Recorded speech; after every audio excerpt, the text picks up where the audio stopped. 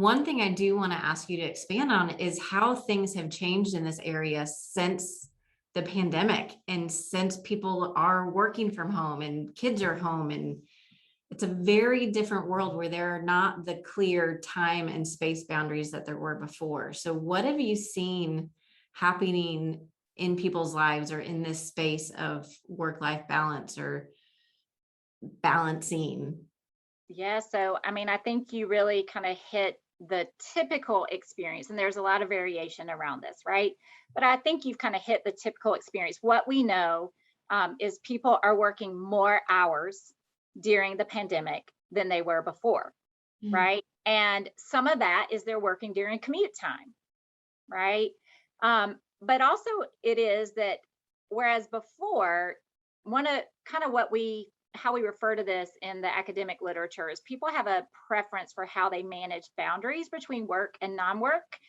And one is segmenter, right? Like I keep the different parts of my life quite separate in time and place, all those kinds of things. So in the extreme sense, they don't really socialize with people from work. It's like my husband is a great segmenter.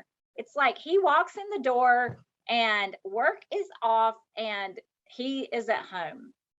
The other kind of preference, and they can range in between, is an integrator, where the different roles overlap a lot. And so these are people who might take a personal call at work or do work at home.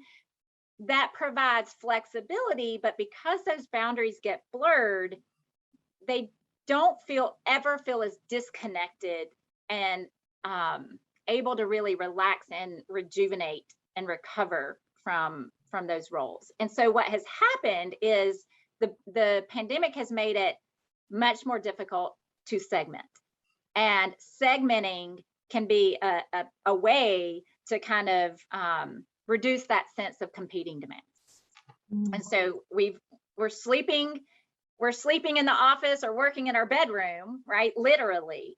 And so people have to be much more intentional to create boundaries that might not exist. So getting up, getting dressed, going for a walk to kind of simulate the commute time.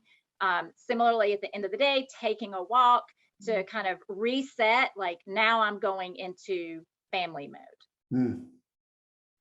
Yeah, those transition periods are so important, and to manage transitions well. I love that idea of actually doing something physical to mark the end of one time and the beginning of another time. That's really smart.